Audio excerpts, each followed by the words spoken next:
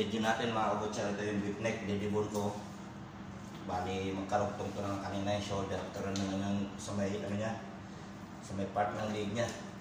Ewan ko tawag ito. Basta i-roll yung boneless nito eh. Parang ribeye siya eh. Ribeye talaga siya mga kabutsa. Puro dibon lahat mga kabutsa dito. Ha? Hindi. Ano ko. Brad, tawag ka pare. Tawag ka. Ano yung nahanap?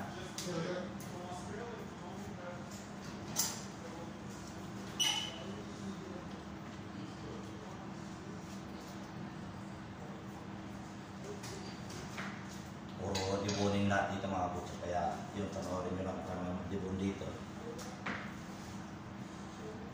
Unahin dito ang leg mga kabutsa.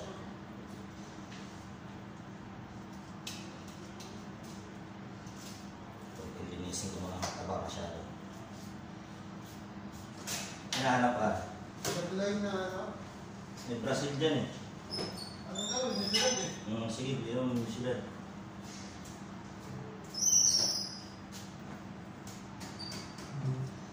Bawasan natin. Pwede ito namin gawin din ito mga tabas-tabas mga kabutsa. Kaya huwag kayo magkakaroon.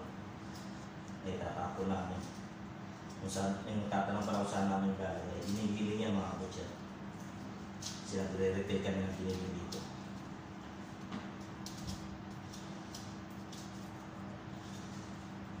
Kaya sa mga gusto maging butcher, ganun ka lang. Sa nila mas mahal nila eh, mas makapal eh. So, sige, parang ko pare. Hindi ba ba ito? Hindi ba, kaya mo kamay na lang. Kung gusto nila makapal, pakita mo yung sugat.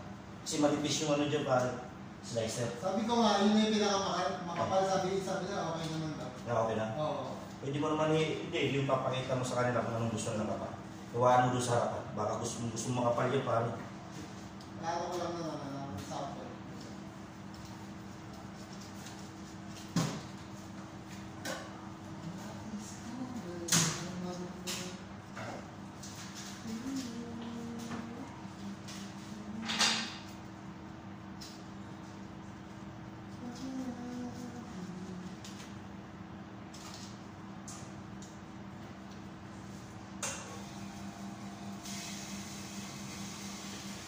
Gusto talaga nila yun, mga hilaw-hilaw pa para dugo-dugo pa eh.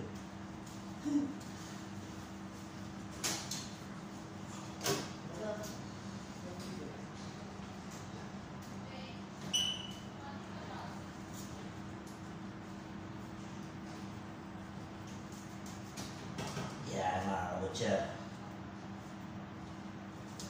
Yan ang beef neck. Pwede na. Yan mga kabutsa. Yan. Ito.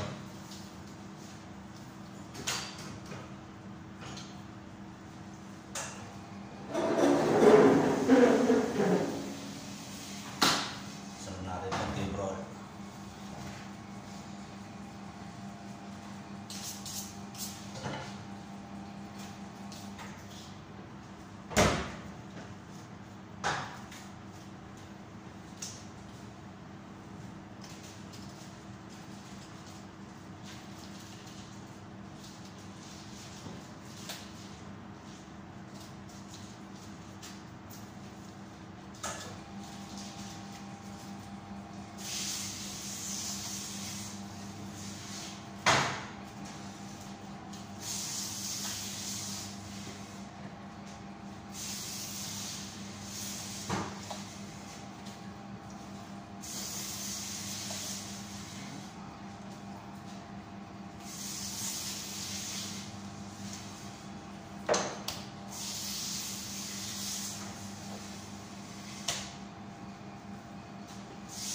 Bali ito yung cube roll niya mga kabutsa.